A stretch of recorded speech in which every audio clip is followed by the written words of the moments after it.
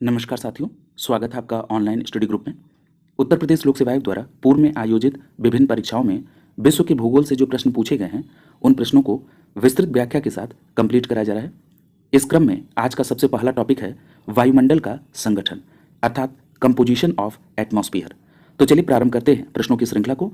आज का सबसे पहला प्रश्न है कि समताप मंडल में ओजोन परत के क्षरण से खतरा बढ़ जाता है।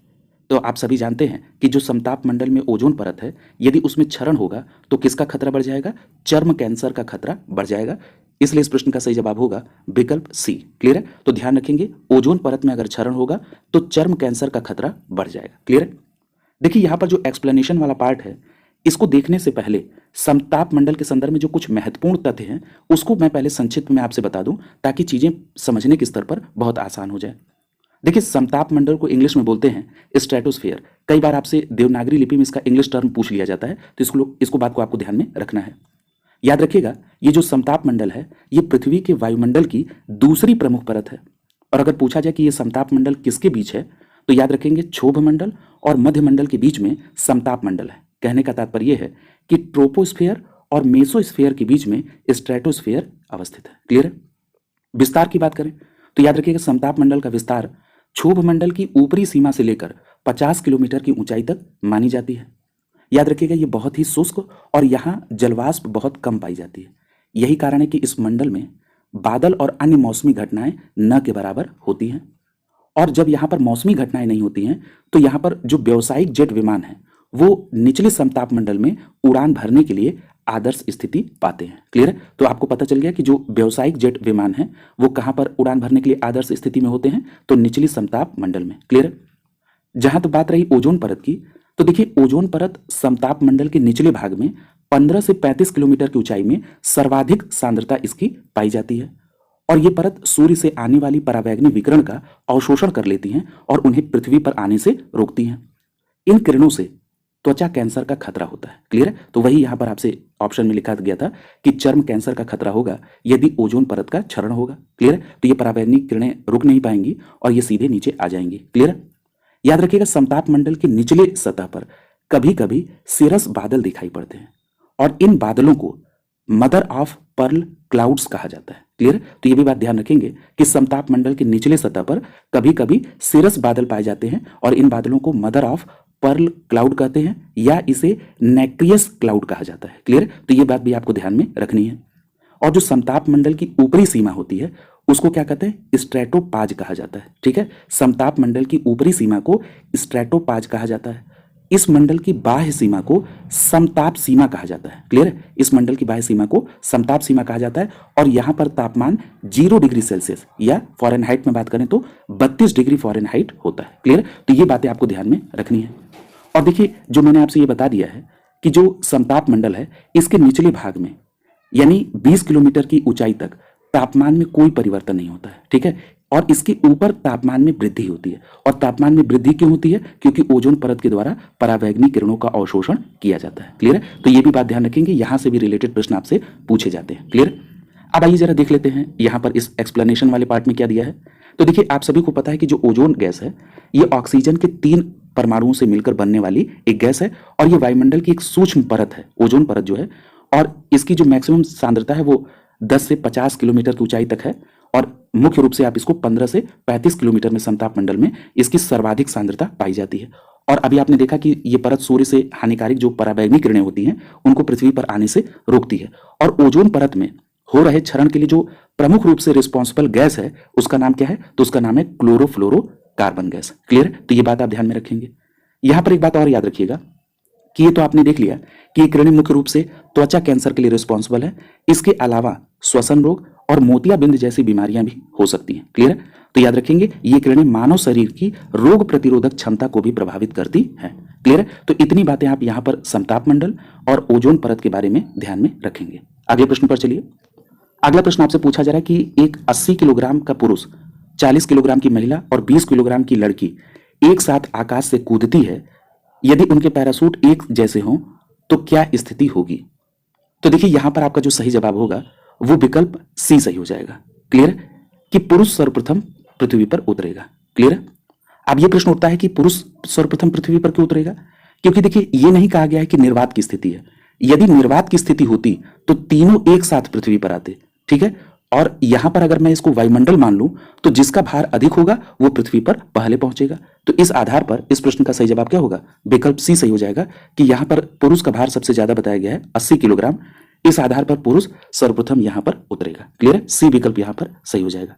देखिए एक्सप्लेनेशन वाले पार्ट में भी दिया गया है कि निर्वात की स्थिति अगर होती तो तीनों एक साथ पृथ्वी पर पहुंचते। क्लियर है? और ऐसी स्थिति नहीं है।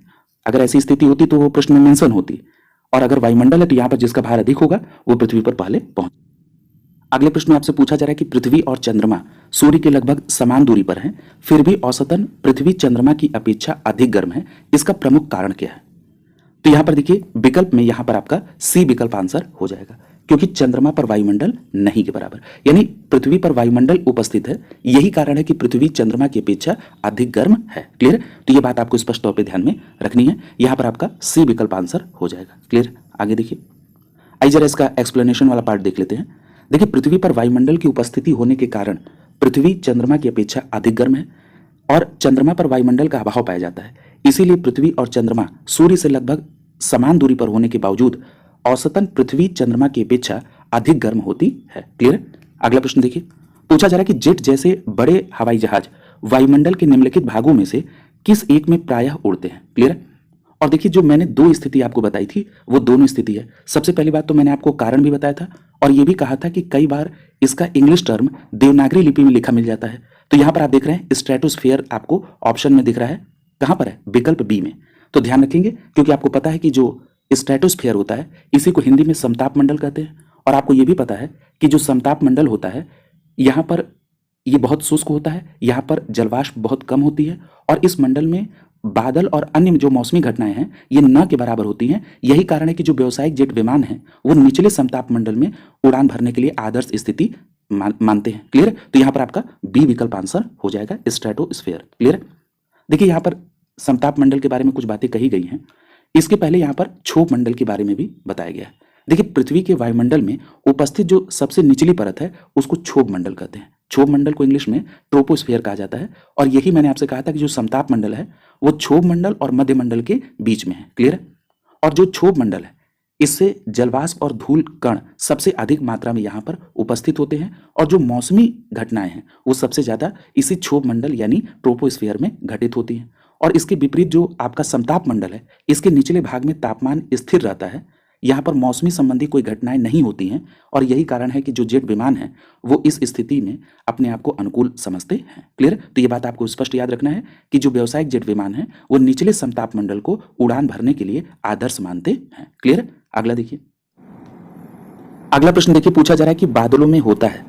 तो देखिए यहाँ पर आपका आंसर होगा जल की बूंदें वायु में परिक्षिप्त। आपको पता है कि जल की बूंदें वायु में परिक्षिप्त होकर संघनित हो जाती हैं जो वर्षा का प्रमुख कारण बनती हैं। क्लियर? तो यहाँ पर आपका ए विकल्प आंसर हो जाएगा। आगे देखिए, देखिए यही एक्सप्लेनेशन वाले पार्ट में बोल रहा है कि बादलों का बनना क्या है? एक मौसमी घटना है और इसमें जल की बूंदें वायु में परिक्षिप्त होकर संघनित हो जाती हैं जो वर्षा का कारण बनती है। क्लियर?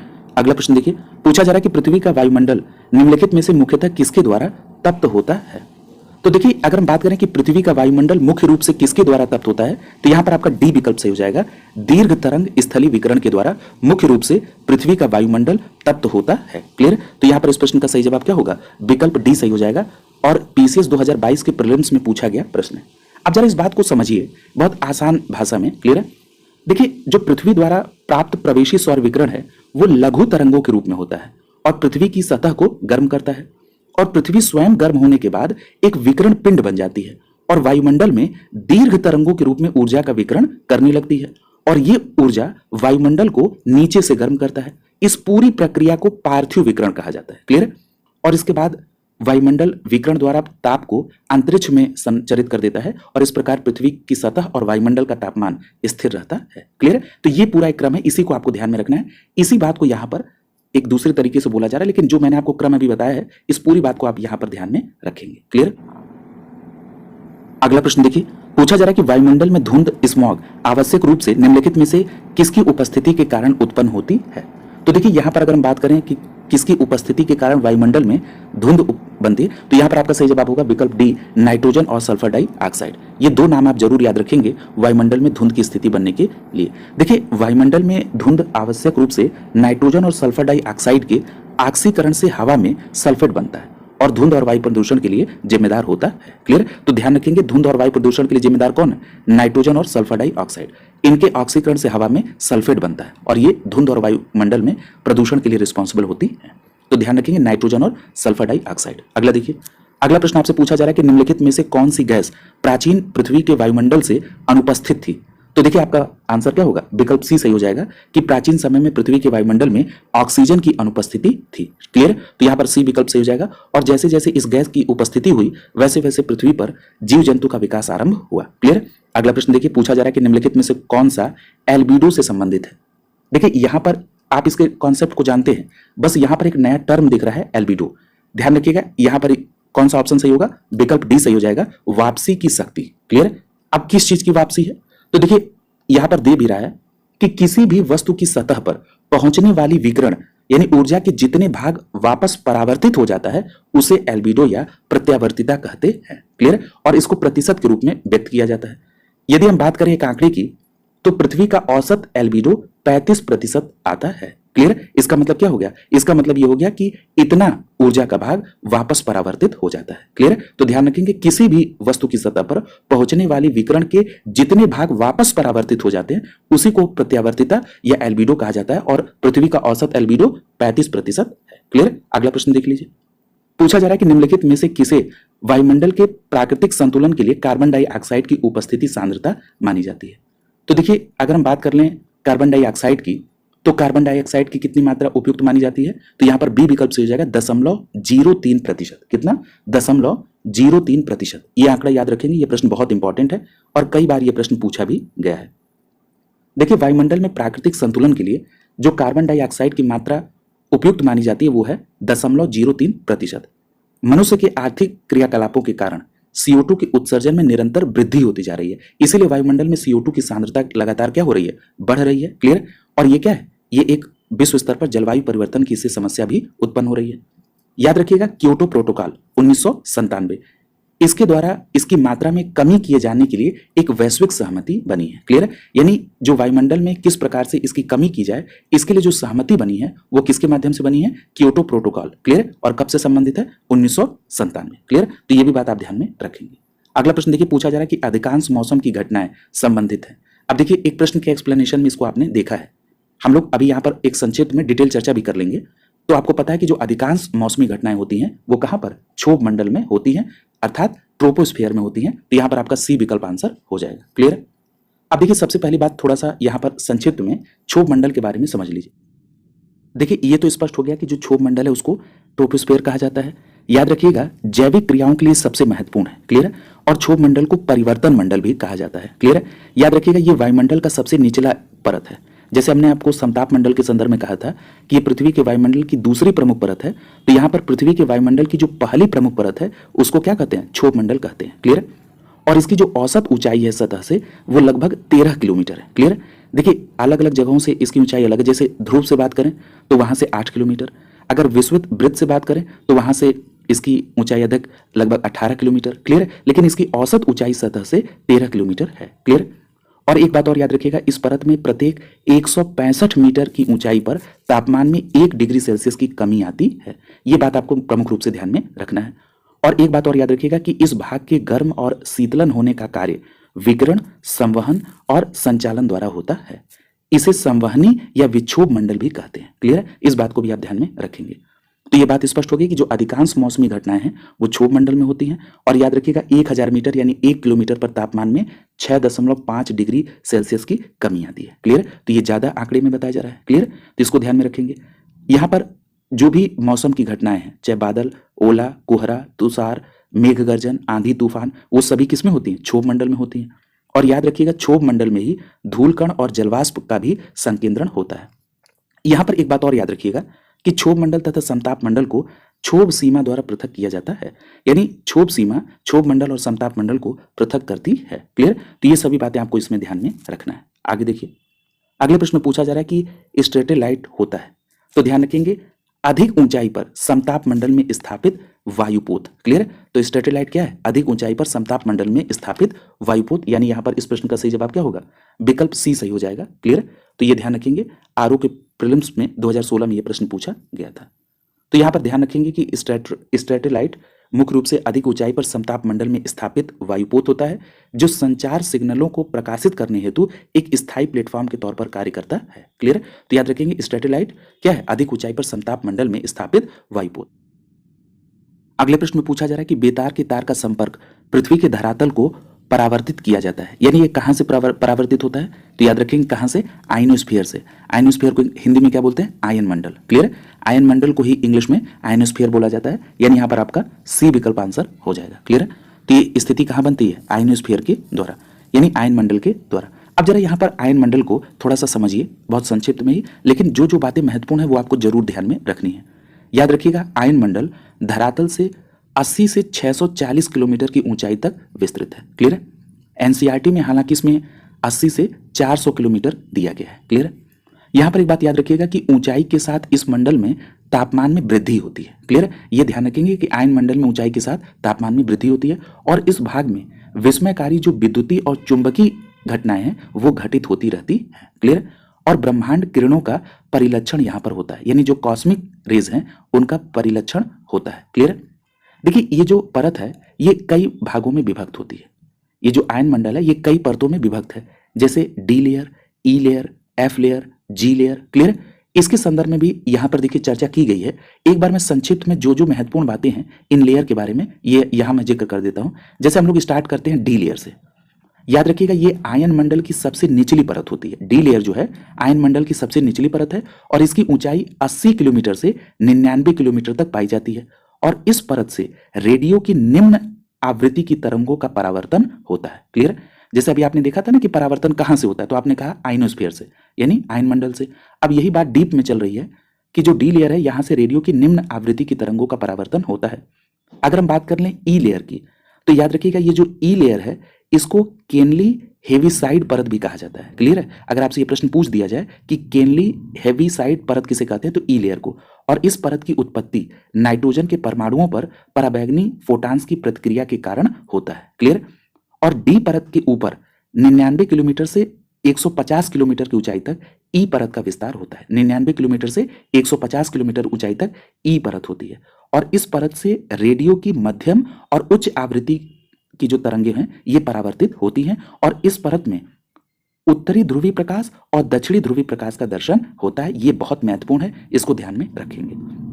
अगर हम बात कर लें एफ लेयर की, तो ई लेयर के ऊपर 150 किलोमीटर से 380 किलोमीटर ऊंचाई तक इसका विस्तार होता है एफ लेयर का, और इस परत से रेडियो की लघु तरंगे परावर्तित होती हैं, और इसके ऊपरी स्तर को एफ्लिटन परत भी कहते हैं। क्लियर है? इसके ऊपरी संस्तर को क्या कहते हैं? एफ्लिटन परत कहते हैं। क्लियर है? अगर हम बात कर लें जी पर लेयर की, तो आयन मंडल की सबसे ऊपरी परत है ये जी लेयर। ये 400 किलोमीटर से 640 किलोमीटर तक है। इससे सभी प्रकार की रेडियो तरंगे परावर्तित हो सकती हैं। क्लियर? तो ये सभी बातें आप ध्यान में रखेंगे। क्लियर? तो यही बातें यहाँ पर बताई भी गई हैं। अगला देखिए, अगले प्रश्न में पूछा जा रहा है कि वायुदाब सबसे कम होता है, तो याद रखेंगे ग्रीष्म ऋतु में। तो यहाँ पर आपका डी विकल्प सही हो जाएगा। वायुदाब सबसे कम कब होता है? ग्रीष्म ऋतु में होता है। डी विकल्प यहाँ पर सही हो जाएगा। देखिए, इस कॉन्सेप्ट पर दूसरे प्रश्न में दूसरे संदर्भ में चर्चा हुई थी, लेकिन अगर आपको याद होगा तो आप इसे यहाँ पर कोरिलेट कर लेंगे। आपको पता है कि जो ग्रीष्म ऋतु होती है उसमें सूर्य की किरणें लगभग सीधी होती हैं। इससे हवाएं क्या होती है? गर्म होती हैं, और हवाएं गर्म होकर ऊपर उठेंगी। इसका मतलब क्या है कि निम्न वायुदाब का क्षेत्र क्रिएट होगा। क्लियर? इसका मतलब ये हो गया कि तापमान और वायुदाब में प्रतिलोम का संबंध होता है। तो ये बात स्पष्ट हो गई कि वायुदाब सबसे कम कब होगा? ग्रीष्म ऋतु में। क्लियर? यानी निम्न वायुदाब कब? ग्रीष्म ऋतु में, क्योंकि तापमान ज्यादा होगा। जब वायु गर्म होगी तो वो क्या होंगी? हवाएं गर्म होकर ऊपर उठेंगी। क्लियर? तो ये बात ध्यान रखेंगे कि अगर पूछा जाए कि वायुदाब सबसे कम कब, तो ग्रीष्म ऋतु में होता है।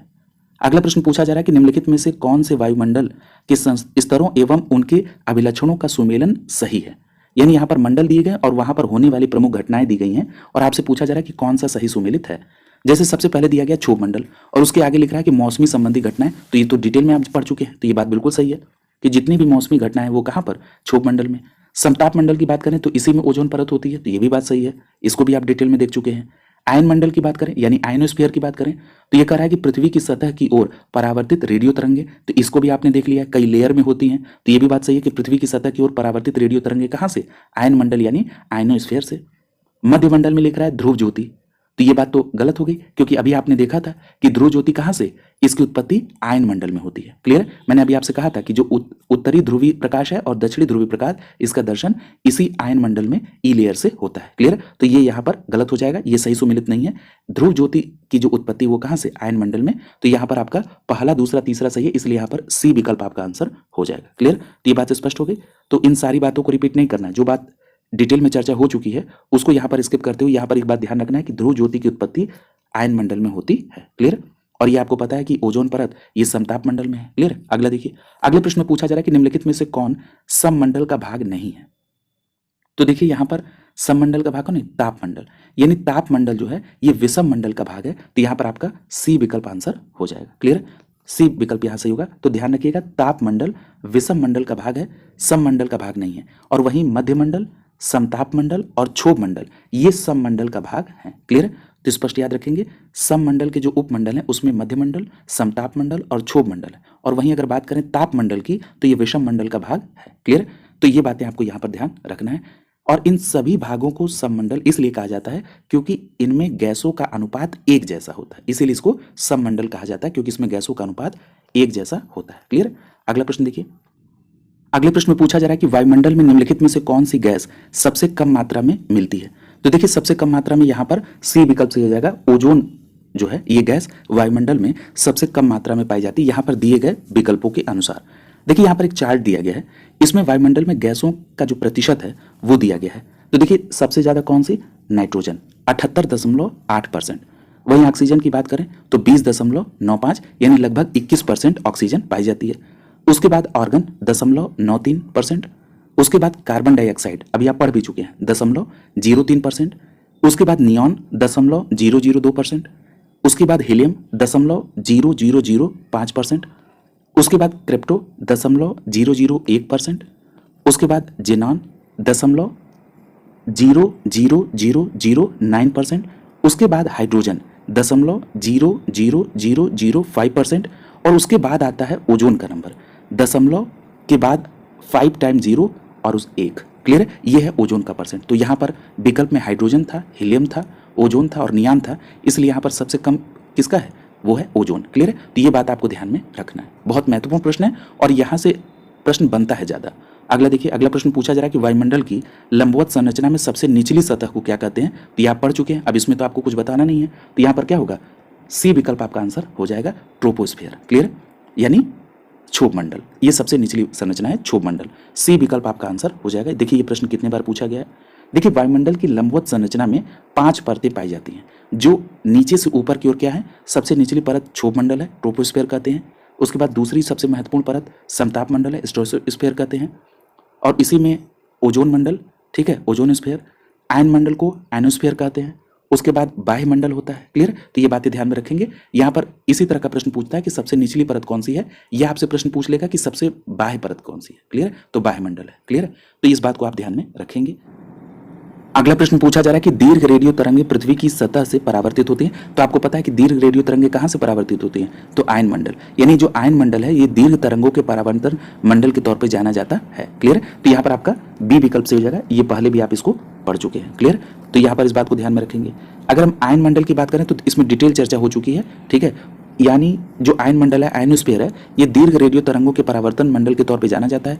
इसका जो विस्तार है वो 80 किलोमीटर से 640 किलोमीटर तक की पर है और इस भाग में विद्युतीय और चुंबकीय घटनाएं घटित होती हैं। ब्रह्मांड किरणों यानी जो कॉस्मिक रेज हैं इनका परीक्षण भी यही होता है और क्षोभ मंडल को परिवर्तन मंडल के तौर पे जाना जाता है। और आप जानते हैं कि ये सबसे निचले मंडल होते हैं। क्लियर, और सभी जो मौसमी घटनाएं हैं वो यहीं पर घटित होती हैं। क्लियर, यहाँ पर एक बात याद रखिएगा कि परिवर्तन मंडल और समताप मंडल के बीच 1.5 किलोमीटर मोटी ट्रोपोपॉज सीमा मिलती है, जो कि क्षोभ सीमा भी कहा जाता है इसको है। क्लियर, और क्षोभ सीमा के ऊपर समताप मंडल पाया जाता है, ये धरातल से 50 किलोमीटर की ऊंचाई पर पाया जाता है।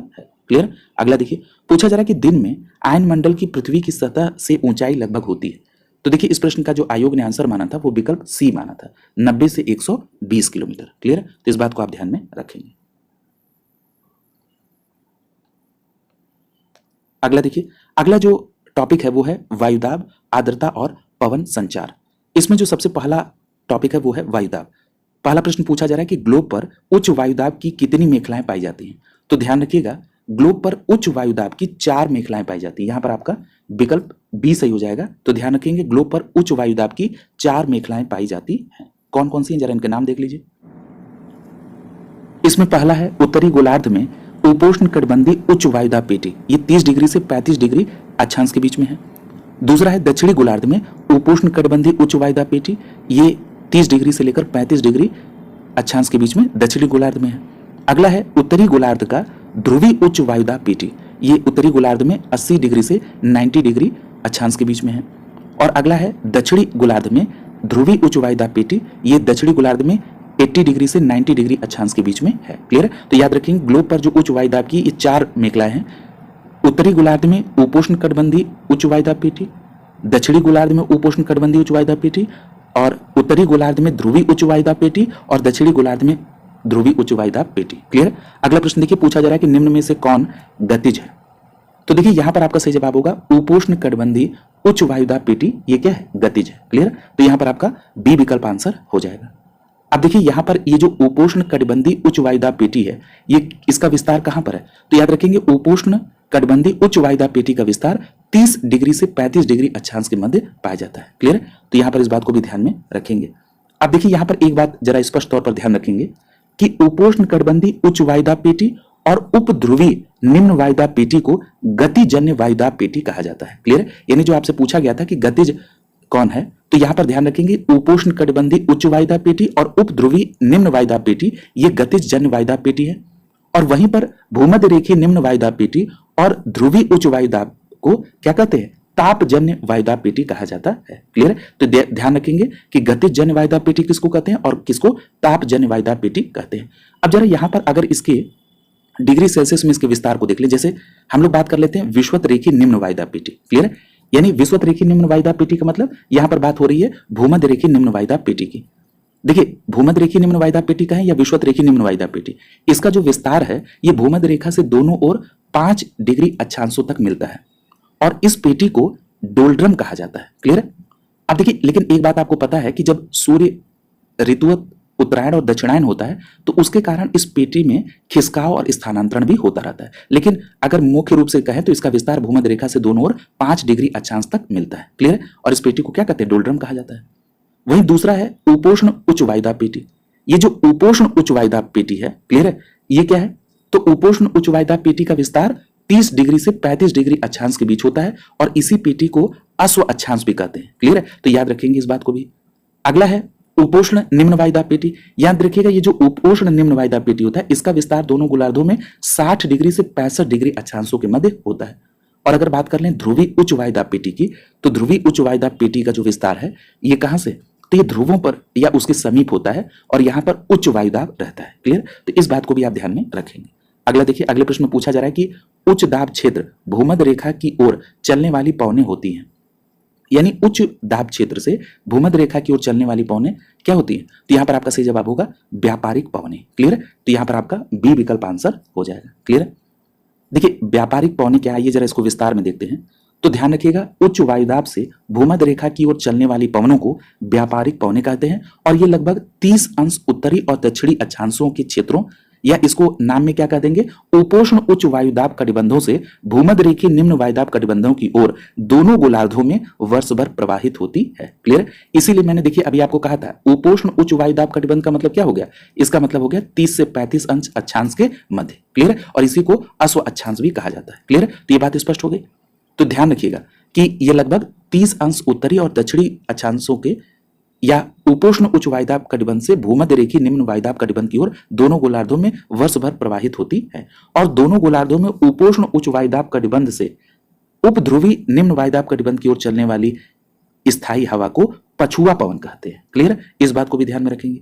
मौसम या समय के परिवर्तन के साथ जिन पवनों की दिशाएं बदल जाती हैं उनको मौसमी पवन कहा जाता है। क्लियर? यानी मानसूनी पवन, स्थल समीर और समुद्री समीर इसके उदाहरण हैं। क्लियर? तो ये यहां पर इन तीनों बातों को आप ध्यान में रखेंगे। अगला देखिए, अगला जो टॉपिक है वो है आर्द्रता और इसमें जो प्रश्न पूछा जा रहा है वो कथन और कारण से संबंधित प्रश्न है। कथन में लिख रहा है कि विश्व के अधिकांश उष्ण मरुस्थल 15 डिग्री से 30 डिग्री उत्तरी और दक्षिणी अक्षांशों के मध्य महाद्वीपों के पश्चिमी किनारे पर स्थित होते हैं। तो ये बात बिल्कुल स्पष्ट है, सही है। तो ध्यान रखेंगे, विश्व के जो अधिकांश उष्ण मरुस्थल हैं वो 15 डिग्री से 30 डिग्री उत्तरी और दक्षिणी अक्षांशों के मध्य महाद्वीपों के पश्चिमी किनारों पर स्थित होते हैं। अब देखिए कारण में क्या कह रहा है कि व्यापारिक पवनें जैसे जैसे पश्चिम की ओर जाती हैं उनकी नमी और आर्द्रता में कमी आती है। तो ये कारण भी बिल्कुल सही है, यानी ये जो व्यापारिक पवनें हैं जैसे जैसे पश्चिम की ओर जाती हैं उसमें नमी और आर्द्रता की कमी होती है। यही कारण है कि जो विश्व के अधिकांश उष्ण मरुस्थल हैं 15 डिग्री से 30 डिग्री उत्तरी और दक्षिणी अक्षांशों के मध्य जो कि महाद्वीपों के पश्चिमी किनारों पर स्थित होते हैं। तो यही कारण है क्योंकि जो व्यापारिक पवनें होती हैं वो पश्चिम की ओर जाती है तो उसमें नमी और आर्द्रता की कमी होती है। क्लियर है? तो यहाँ पर आप देख रहे हैं कि कथन भी सही है और कारण भी सही है और व्याख्या भी सही की जा रही है। तो यहाँ पर आपका ए विकल्प आंसर हो जाएगा। क्लियर? अगला देखिए, अगला प्रश्न आपसे पूछा जा रहा है कि संसार का आर्द्रतम स्थल कौन सा है। तो देखिए जहां पर सबसे ज्यादा बारिश हो रही है वो कौन सी है? मौसिनराम, यानी यहाँ पर आपका बी विकल्प आंसर हो जाएगा। संसार का आर्द्रतम स्थान मौसिनराम। क्लियर है? और देखिए संसार का आर्द्रतम स्थल और ये जो मौसिनराम है ये कहां पर है? ये भारत के मेघालय राज्य में है और यहाँ पर औसत वर्षा 1080 सेंटीमीटर से अधिक होती है। दक्षिण पश्चिम मानसून बंगाल की खाड़ी को पार करने के बाद सबसे पहले म्यांमार की अराकान योमा जो पर्वतमाला है उससे टकराकर तीव्र वर्षा करता है। इसके बाद ये पवनें सीधे उत्तर दिशा की ओर मुड़कर ग्राम डेल्टा से होकर खासी पहाड़ी तक पहुंचती हैं और लगभग 1800 मीटर की ऊंचाई पर अवस्थित मेघालय के मौसिनराम में घनघोर वर्षा होती है। क्लियर? तो ये पूरी बातें आप ध्यान में रखेंगे और इसमें यह भी ध्यान रखेंगे कि प्रमुख रूप से दक्षिण पश्चिम मानसून रिस्पॉन्सिबल है। अगला देखिए, अगला प्रश्न कथन और कारण से संबंधित है।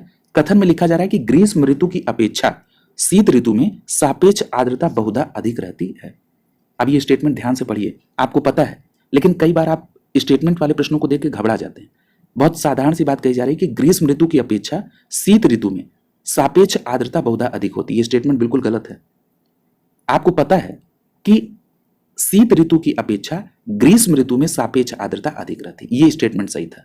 ठीक है, तो ध्यान रखेंगे शीत ऋतु की अपेक्षा ग्रीष्म ऋतु में सापेक्षित आर्द्रता अधिक होती है। क्लियर है भाई? तापमान में वृद्धि के साथ वायु की जलवाष्प धारण क्षमता में भी तो वृद्धि होगी। क्लियर है? तो ये बात आप ध्यान में रखेंगे। तो यहां पर आपका पहला ये जो कथन है ये तो गलत है। अगला कह रहा है कि तापमान की वृद्धि के साथ वायु की जलवाष्प धारण करने की क्षमता वृद्धि होती है, इसलिए यह बात कही जा रही है कि शीत ऋतु की अपेक्षा ग्रीष्म ऋतु में सापेक्ष आर्द्रता अधिक होती है। क्लियर है? तो यहाँ पर ए गलत है लेकिन आर सही है। तो ए गलत है, आर सही है का मतलब डी विकल्प आपका आंसर हो जाएगा। क्लियर? तो ये बात स्पष्ट तौर पर आपको ध्यान में रखनी है। क्लियर? याद रखिएगा, शीत ऋतु की अपेक्षा ग्रीष्म ऋतु में सापेक्ष आर्द्रता अधिक होती है। ठीक है, तथा तापमान में वृद्धि के साथ वायु की जलवाष्प धारण क्षमता में वृद्धि होती है। क्लियर? तो ये बात सही है। अगला देखिए, पूछा जा रहा है कि निम्नलिखित में से किन बादलों में प्रायः वर्षा होती है। तो देखिए यहां पर याद रखिएगा कि जो कपासी निम्बस है, क्लियर है, यानी क्यूमुलो निम्बस, इसमें प्रायः सबसे ज्यादा वर्षा होती है। तो यहां पर आपका डी विकल्प आंसर हो जाएगा कि कपासी निम्बस में ये जो बादल है इसमें प्रायः वर्षा होती है। सी विकल्प आपका आंसर हो जाएगा। क्लियर? तो यहां पर आइए जरा इसके एक्सप्लेनेशन वाले पार्ट को देख लेते हैं। जो कपासी निम्बस है यानी क्यूमुलो निम्बस, इनके बादलों के कारण प्रायः सर्वाधिक वर्षा होती है। ये मेघ आसमान में भूरे रंग के कपास के समान ढेर में दिखाई पड़ते हैं, इसीलिए इसको कपासी निम्बस मेघ भी कहा जाता है। क्लियर? अगला देखिए, पूछा जा रहा है कि सर्वाधिक ऊंचाई के बादल है।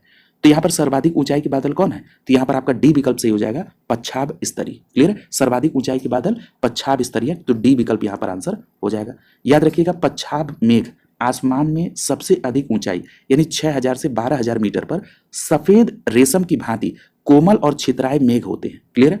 और ये किसके बने होते हैं? हिमकणों के बने होते हैं। क्लियर है? हिमकणों के बने होते हैं, इसलिए सफेद रेशम की भांति कोमल और छितराए हुए आसमान में दिखाई देते हैं और इसलिए इससे वर्षा नहीं होती है। क्लियर है? और चक्रवात के आगमन के क्रम में सबसे पहले यही मेघ दिखाई देते हैं। ये बात भी आपको ध्यान में रखना है। यही कारण है कि ये मेघ चक्रवात के आगमन के सूचक होते हैं। क्लियर? कौन? पच्छाद स्तरीय मेघ। क्लियर? तो ये बात पूरी आपको ध्यान में रखनी है कि जो पच्छाद स्तरीय मेघ है ये सबसे अधिक ऊंचाई पर सफेद रेशम की भांति कोमल और छितराए मेघ होते हैं। ये चूंकि हिमकणों के बने होते हैं इसीलिए ये सफेद रेशम की भांति दिखते हैं। ये वर्षा नहीं इनसे होती है, ये चक्रवात के आगमन के सूचक होते हैं। क्यों? क्योंकि चक्रवात के आगमन के क्रम में सबसे पहले यही मेघ दिखाई देते हैं। क्लियर है? तो ये बात आप ध्यान में रखेंगे। अगला टॉपिक है पवन संचार और यहां पर कथन और कारण से संबंधित इसमें प्रश्न है और पहला जो प्रश्न इसमें कथन कर रहा है कि जेट स्ट्रीम की दक्षिण शाखा भारत में शीत ऋतु में के निर्माण को बहुत हद तक प्रभावित करती है। तो ये बात बिल्कुल सही है।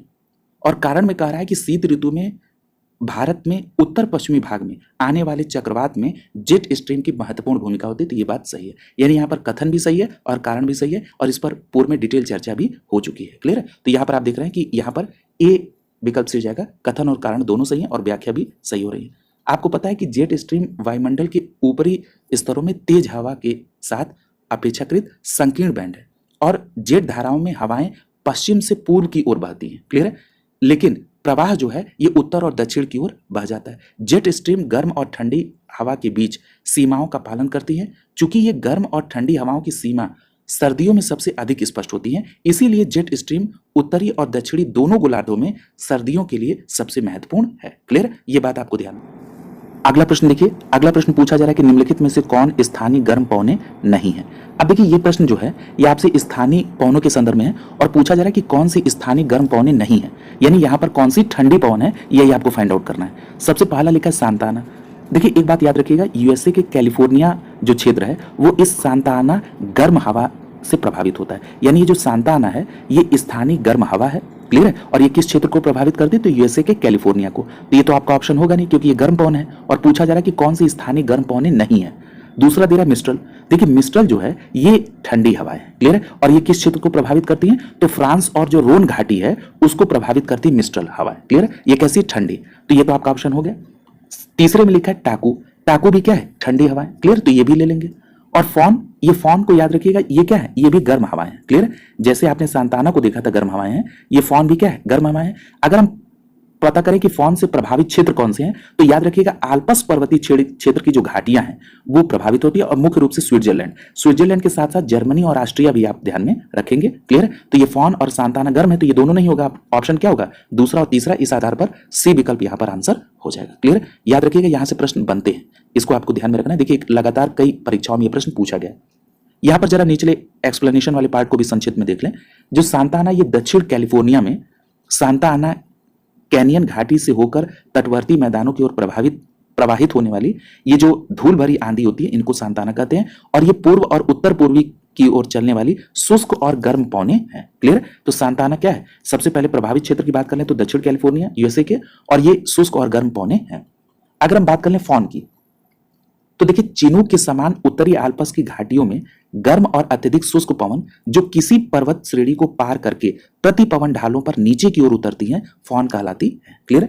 तो देखिए जैसे चिनूक का नाम लिया तो चिनूक भी क्या है? ये भी गर्म हवाएं। क्लियर? लेकिन अगर आपसे ये प्रश्न पूछ दिया जाए कि चिनूक हवाएं किस क्षेत्र को मतलब कहां पर ये प्रवाहित होती हैं, तो याद रखिएगा रॉकी के उत्तरी ढालों पर, यानी ये यूएसए और कनाडा। क्लियर? और वहीं फॉन की बात करें तो आल्प्स पर्वत श्रेणी की घाटियों में, और मुख्य रूप से प्रभावित करती है स्विट्जरलैंड। क्लियर? तो आगे कह रहा है कि इसका प्रभाव, देखिए लिखा भी है, इसका प्रभाव स्विट्जरलैंड में होता है, बर्फ पिघल जाती है, मौसम सुहावना हो जाता है। और एक बात और याद रखिएगा फॉन के संदर्भ में कि इसके प्रभाव से अंगूर की फसलें शीघ्र पक जाती हैं। क्लियर? ध्यान रखेंगे।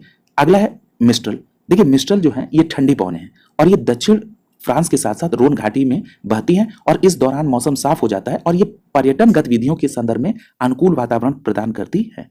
ठीक है? और याद रखिएगा टाकू की बात करें तो यह भी शुष्क और ठंडी पवन है। क्लियर? तो ये यहाँ पर आप ध्यान में रखेंगे इन पवनों के संदर्भ में। देखिए यहाँ से स्थानीय पवनों से प्रश्न आते हैं।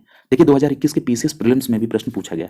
और अगर मैं यहाँ पर आपसे बात कर लूँ कि गर्म पवने और ठंडी पवने में कौन कौन से पवन आपको निश्चित रूप से ध्यान रखना है, अगर मैं यहीं पर थोड़ा संक्षिप्त में बात कर लूँ तो देखिए किस पवनों को आपको भूलना नहीं है। जैसे चिनूक पवन, बिल्कुल याद रखिएगा कि चिनूक जो है ये गर्म स्थानीय पवने हैं। क्लियर है? और किसको प्रभावित करती, मैंने अभी बताया, रॉकी के पूर्वी ढाल को, यानी यूएसए और कनाडा। इसी तरह फॉन की चर्चा हो गई, ये भी बहुत महत्वपूर्ण है। आल्प्स पर्वत जो श्रेणी है उनकी घाटियों में ये प्रवाहित होती है, और सबसे ज्यादा स्विट्जरलैंड को। और इससे जो प्रवाहित क्षेत्र है उसमें आप स्विट्जरलैंड के साथ साथ जर्मनी और ऑस्ट्रिया को भी ध्यान में रखेंगे। क्लियर है? इसी तरह से आप ध्यान रखिएगा एक डॉक्टर विंड पूछा जाता है। ठीक है? डॉक्टर विंड जो है ये भी गर्म पवने हैं। ठीक है? और डॉक्टर विंड कहाँ पर प्रवाहित होती है, तो याद रखिएगा ये गिनी तट पर डॉक्टर विंड प्रवाहित होती है। यामो जो है ये भी गर्म हवा है, जापान में, नाम से ही आपको स्पष्ट हो रहा होगा। एक प्रश्न पूछा जाता है सिराको। क्लियर है? तो ध्यान रखिएगा जो सिराको है ये भी गर्म हवा है, और ये उत्तरी अफ्रीका के सिसिली तथा दक्षिणी इटली में प्रवाहित होती है। क्या नाम है? सिराको। क्लियर है? तो ये भी बात ध्यान है। एक प्रश्न गर्म हवाओं में पूछा जाता है खमसिन। याद रखेंगे खमसिन।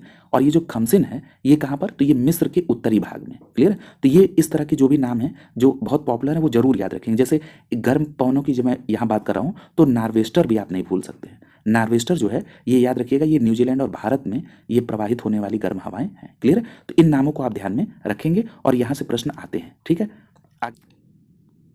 अब आइए जरा इस प्रश्न को देख लेते हैं। यहाँ पर पूछा जा रहा है कि निम्नलिखित में से कौन सा युग्म सही सुमेलित नहीं है।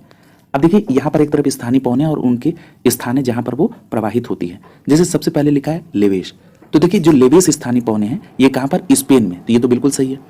अगला कह रहा है कि ब्रिक फिल्डर, देखिए जो ब्रिक फिल्डर स्थानीय पवन है ये किस कहाँ पर प्रवाहित होती हैं, ऑस्ट्रेलिया में। अब देखिए जो ब्रिक फिल्डर है याद रखिएगा ये ऑस्ट्रेलिया के विक्टोरिया रेगिस्तान में चलने वाली गर्म और धूल भरी पवनें हैं। क्लियर है। ये भी पूछा जाता है कि कौन गर्म है कौन ठंडी है, तो ब्रिक फिल्डर के संदर्भ में बिल्कुल स्पष्ट याद रखेंगे कि ऑस्ट्रेलिया के विक्टोरिया रेगिस्तान में चलने वाली ये गर्म और शुष्क पवनें हैं। अगला कह रहा है कि ब्लैक रोलर, देखिए जो ब्लैक रोलर है ये उत्तरी अमेरिका, ये बिल्कुल सही है। और आपको ये भी बता दें कि जो ब्लैक रोलर है ये यूएसए की ग्रेट प्लेन्स में ये प्रवाहित होने वाली गर्म और शुष्क ये पवनें हैं, ब्लैक रोलर, याद रखिएगा। अगला लिखा है सामल, देखिए जो सामल है ये सामल का संबंध ऑस्ट्रिया से नहीं, ध्यान रखिएगा। ये जो सामल है ये भी स्थानीय पवनें हैं लेकिन ये गर्म पवनें हैं और ये जो प्रभावित करती है ये ईरान, इराक और अरब के मरुस्थल क्षेत्र में ये प्रवाहित होने वाली पवनें जिनको सामल कहा जाता है। तो ऑस्ट्रिया इससे संबंधित नहीं है, इसलिए यहाँ पर डी विकल्प आंसर हो जाएगा। क्लियर। तो ये बात आप मुख्य रूप से ध्यान में रखेंगे। तो यहाँ पर मैंने आपको अन्य पवनों को तो डिटेल में बता दिया, ध्यान रखेंगे जो सामल है ये अरब, ईरान, इराक के मरुस्थल क्षेत्र के गर्म हवा है। क्लियर। अगला देखिए, अगले प्रश्न में भी आपको सूची को सुमेलित करना है। अब देखिए यहाँ पर स्थानीय पवन में ए ऑप्शन में लिखा है जोंडा, देखिए जोंडा जो है ये कहाँ से संबंधित होगा, तो इसका संबंध हो जाएगा अर्जेंटीना से। कहाँ से, अर्जेंटीना से, यानी ए को आप संबंधित कर देंगे पहले के साथ। और जोंडा के संदर्भ में एक बात याद रखिएगा कि ये क्या है, ये गर्म शुष्क पवनें हैं। क्लियर। तो ये जोंडा अर्जेंटीना से हो गया। सांताना आप पढ़ चुके हैं, सांताना को आप किससे कोरिलेट करेंगे, यूएसए के साथ, और यूएसए में कहां पर, दक्षिणी कैलिफोर्निया। क्लियर। तो यहां पर आप बी को दूसरे के साथ। यामो, अभी हमने देखिए जब गर्म हवाएं बताई थी तो यामो को मैंने कहां से, जापान से बताया था, तो सी को आप तीसरे से। नार्वेस्टर की बात करें तो नार्वेस्टर को भी मैंने आपसे बताया था कहां पर, न्यूजीलैंड, भारत, तो यहां पर न्यूजीलैंड ऑप्शन में है, तो डी को चौथे के साथ सुमेलित कर दीजिए। तो आपका कूट क्या बन रहा है, 1 2 3 4, और 1 2 3 4 के आधार पर ए विकल्प यहां पर आंसर हो जाएगा। क्लियर। आगे देखिए, तो देखिए स्पष्ट हो गया, मैंने जोंडा बता दिया। अर्जेंटीना में एंडीज पर्वत के पूर्वी भाग में ग्रीष्म ऋतु में चलने वाली गर्म पवनें हैं, बिल्कुल स्पष्ट याद होना चाहिए।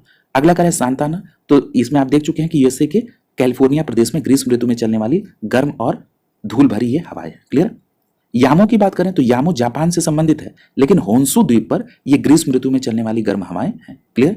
नार्वेस्टर की बात करें तो ये भी गर्म शुष्क हवा है और गर्मी के दिनों में ये न्यूजीलैंड में बहती है। क्लियर। तो ये बातें आप ध्यान में रखेंगे। अगला प्रश्न देखिए, यहां पर भी आपको स्थानीय पवनों को उनके प्रवाह क्षेत्र से संबंधित करना है। यहां पर पहला दिया है लेवेंडर, देखिए लेवेंडर की जो बात करें तो ये कैसी पवन है, तो सबसे पहली बात तो ये ध्यान रखिएगा ये ठंडी स्थानीय पवन है, पहली बात। अब ये प्रश्न उठा है कि आपको ये सुमेलित करना है कि ये कहां पर बहती है, तो याद रखेंगे जो लेवेंडर है ये दक्षिणी स्पेन से संबंधित है। कहां पर, दक्षिणी स्पेन। याद रखिएगा जो दक्षिणी स्पेन है यहां पर पूर्व से पश्चिम की ओर चलने वाली ये ठंडी स्थानीय पवन है जिसको लेवेंडर कहा गया है। क्लियर। तो यहां पर आप ए को दूसरे के साथ सुमेलित कर दीजिएगा। सांताना अभी बात हो चुकी है, कहां पर, तो यूएसए के कैलिफोर्निया में, यानी बी को आप पहले से सुमेलित कर दीजिए। जोंडा की बात करें तो जोंडा याद रखिएगा ये अर्जेंटीना से संबंधित है। ठीक है। तो यहां पर आप सी को किससे संबंधित करेंगे, चौथे के साथ, अर्जेंटीना। क्लियर है। जरा जोंडा के संदर्भ में एक बात याद रखिएगा कि अर्जेंटीना में ये एंडीज पर्वत के पूर्वी ढालों में चलने वाली पवनें हैं। क्लियर है। तो ये भी बात आप ध्यान में रखेंगे कि जोंडा के संदर्भ में अभी आपने पढ़ा भी है कि अर्जेंटीना में एंडीज पर्वत के पूर्वी भाग में ये ग्रीष्म ऋतु में चलने वाली गर्म पवनें हैं जिनको जोंडा कहा जाता है। अगला है ट्रेमोंटेन, तो ये ट्रेमोंटेन जो है ये कैसी है, तो याद रखें ये भी ठंडी पवन है और कहां पर, मध्य यूरोप से संबंधित है। तो डी को आप तीसरे के साथ सुमेलित कर देंगे तो कूट बन रहा है 2 1 4 3। क्लियर है। 2 1 4 3, तो 2 1 4 3 के आधार पर यहां पर सी विकल्प आपका आंसर हो जाएगा। तो देखिए मैंने आपको यहां पर प्रवाह क्षेत्र के साथ साथ ये भी बताते हुए आपका ध्यान आकृष्ट किया है कि किस प्रकार की पवनें हैं। ठीक है। तो लेवेंडर की बात करें तो ये कैसी ठंडी पवनें हैं दक्षिणी स्पेन में, और वो भी दक्षिणी स्पेन में पूर्व से पश्चिम की ओर चलने वाली ठंडी पवनें हैं। सांताना यूएसए, और वो भी कहां पर, दक्षिण कैलिफोर्निया में, और किस प्रकार की पवनें, गर्म पवनें हैं। जोंडा की बात करें तो ये आपने देखा अर्जेंटीना में एंडीज पर्वत के पूर्वी भाग में ग्रीष्म ऋतु में चलने वाली पवनें हैं। ट्रेमोंटेन की बात करें तो मध्य यूरोप में। क्लियर है। और ट्रेमोंटेन मध्य यूरोप में चलने वाली किस प्रकार की पवनें हैं, तो याद रखेंगे ये ठंडी पवनों का उदाहरण है। ठीक है। तो अब जैसे ठंडी पवनों में कुछ पौने में आपको अगर यहीं पर कोरिलेट करा दूं तो आपको जरूर याद रखना होगा ठंडी पौने में, जैसे मिस्ट्रल, ये तो आप देख चुके हैं। मिस्ट्रल आपने कहाँ देखा था? फ्रांस और रोन घाटी में प्रवाहित होने वाली ठंडी पवन है। इसी तरह से याद रखिएगा बोरा, ये जो बोरा है ये भी स्थानीय ठंडी हवाएं हैं। क्लियर है? और ये कहाँ पर? तो याद रखिएगा एड्रियाटिक सागर, ये जो प्रवाहित क्षेत्र है बोरा का ये एड्रियाटिक सागर, ये जरूर याद रखेंगे। क्लियर है? इसी तरह से याद रखिएगा ब्लिजर्ड, ठीक है, तो ये भी कहाँ पर? ध्रुवीय क्षेत्र में प्रवाहित होने वाली ठंडी पवनें हैं। क्लियर है? लेवेंडर अभी आपने देख लिया। अच्छा, लेवेंडर के लिए अगर आपसे ये देख ले, दक्षिण स्पेन आपने देख ही लिया है। क्लियर? इसी तरह से पापा गाओ, याद रखिएगा पापा गाओ जो है ये भी ठंडी हवाएं हैं, और ये कहाँ पर? तो याद रखेंगे ये मैक्सिको तट पर। क्लियर है? कोस्टा रिका मैक्सिको तट पर ये प्रवाहित होने वाली ठंडी हवाएं, क्या नाम है? पापा गाओ। क्लियर है? तो इस तरह से जो पवनें हैं वो आपको ध्यान में रखना है। इसी तरह से विली विली, ये भी स्थानीय पवनें हैं और ये ठंडी हैं, और ये कहाँ पर? ऑस्ट्रेलिया के उत्तर पश्चिम भाग में बहती है। क्लियर? तो इस तरह से आप जरूर इस बात को ध्यान में रखेंगे। अगला देखिए, अगला प्रश्न देखिए, पूछा जा रहा है कि हरमट्टन वायु जो पश्चिमी अफ्रीका की गिनी खाड़ी में प्रवाहित होती है, निम्नलिखित में से कौन सी विशेषता नहीं है? अब देखिए यहाँ पर पहला लिखा हुआ है कि यह शुष्क और ठंडी हवा है। क्लियर? तो देखिए जो हरमट्टन वायु है जो कि पश्चिमी अफ्रीका की गिनी खाड़ी में प्रवाहित होती है, ये गर्म और शुष्क हवा है। क्लियर है? गर्म और शुष्क हवा है, तो यहाँ पर ठंडी हवा नहीं होगी, तो इसलिए यहाँ पर आपका जो पहला ही विकल्प है वही आंसर हो जाएगा, ये इसकी विशेषता नहीं है। ध्यान रखेंगे जो हरमट्टन वायु है ये गर्म और शुष्क हवा है। आगे अन्य इसकी विशेषताएं भी देख लीजिए, ये धूल भरी उत्तर पूर्वी व्यापारिक हवा है, ये सही है। अगला कह रहा है कि ये पूर्वी सहारा क्षेत्र में प्रवाहित होती है, ये भी सही है। और याद रखिएगा हरमट्टन वायु ये शीत ऋतु में उत्तर पूर्व और पूर्व की ओर प्रवाहित होने वाली वायु है। क्लियर? तो यहाँ पर आपका इस प्रकार से ए विकल्प आंसर हो जाएगा। तो ये बात स्पष्ट तौर पर बिल्कुल याद रखनी कि हरमट्टन वायु पश्चिमी अफ्रीका की गिनी खाड़ी में प्रवाहित होती है, ये गर्म और शुष्क हवा है। गिनी तट पर इस हवा को डॉक्टर विंड के नाम से जानते हैं। याद है मैंने डॉक्टर विंड का जिक्र किया था आपसे कि ये गर्म हवाएं हैं और गिनी तट पर होती है, तो याद रखेंगे ये क्या है? हरमट्टन वायु से संबंधित है। अगला देखिए, पूछा जा रहा है कि निम्नलिखित में से कौन सा सही सुमेलित नहीं है? पहला लिखा सांताना कैलिफोर्निया, बिल्कुल सही है। अगला कह रहा है हबूब, देखिए और सांताना किस प्रकार की हवा है? गर्म। क्लियर है? अगला कह रहा है हबूब, देखिए जो हबूब है ये कहां से संबंधित है? तो आपने कहा कि जो हबूब हवा है ये उत्तरी सूडान से संबंधित है, तो इसमें तो कोई गलती नहीं है, ये सही है। लेकिन मैं आपसे ये प्रश्न पूछ रहा हूं कि ये जो हबूब हवा है ये किस प्रकार की हवा है? तो आप कहेंगे ठंडी स्थानीय पवन है। क्लियर है? सूडान से संबंधित है और ये ठंडी स्थानीय पवन है। अगला यामो, आपने कहा जापान, ये बात सही आप पढ़ चुके हैं। किस तरह की हवा है यामो? तो आपको पता है कि गर्म हवा है। मिस्ट्रल, अब देखिए ये भी आप पढ़, मिस्ट्रल कैसी है? तो ये मिस्ट्रल जो है ये ठंडी हवा है। क्लियर है? मिस्ट्रल कैसी है? ठंडी हवा है। और ये कहां पर? ये कह रहा है ऑस्ट्रेलिया से संबंधित है, जबकि नहीं, मिस्ट्रल को आपने स्पष्ट पढ़ा है कि ये फ्रांस और रोन की घाटी से संबंधित है। क्लियर है? और कैसी है? ठंडी है। तो ये यहाँ पर आपका डी विकल्प आंसर हो जाएगा, ये आप पहले भी पढ़ चुके हैं और ये यहाँ पर आपका ये है। ठीक है? तो मिस्ट्रल के संदर्भ में याद रखेंगे फ्रांस रोन घाटी में प्रवाहित होने वाली ठंडी पवन है। सांताना कैलिफोर्निया गर्म पवन है। हबूब उत्तरी सूडान में, सूडान में कहां पर? उत्तरी सूडान में। और हबूब कैसी हवा है? ठंडी स्थानीय पवन। यामो जापान की गर्म है। मिस्ट्रल ये आपका फ्रांस यानी रोन घाटी में प्रवाहित होने वाली किस प्रकार की? ठंडी पवन है। अगला देखिए, पूछा जा रहा है कि निम्नलिखित में से कौन सा सुमेलित नहीं है? चिनूक, चर्चा हो चुकी है। चिनूक कैसी हवा है? गर्म हवा है। और कहां पर? तो मैंने आपसे कहा था कि रॉकी के पूर्वी ढाल पर। अगर देश के संदर्भ में बात करें तो यूएसए और कनाडा, तो ये तो बिल्कुल सही है। अगला कह रहा है सिराको, देखिए सिराको हवा की जहां तक बात है, सिराको ये कहां पर प्रवाहित होने वाली हवाएं हैं? तो ये इटली के क्षेत्र में, इटली और स्पेन के क्षेत्र में ये हवाएं चलती हैं। तो ये तो बात स्पष्ट हो गई कि ये जो सिराको है ये सिसिली, और सिसिली कहां पर? इटली में, तो ये तो बिल्कुल सही है। ठीक है? अगला कह रहा है ब्लिजर्ड, देखिए जो ब्लिजर्ड है इसके संदर्भ में भी अभी चर्चा हुई थी। ब्लिजर्ड मैंने आपसे कहा था कि ध्रुवीय क्षेत्र में। क्लियर है? ब्लिजर्ड कहां पर? ध्रुवीय क्षेत्र में। तो यहां पर आपका इस प्रश्न में सी विकल्प आंसर हो जाएगा, ये सही सुमेलित नहीं है। क्लियर है?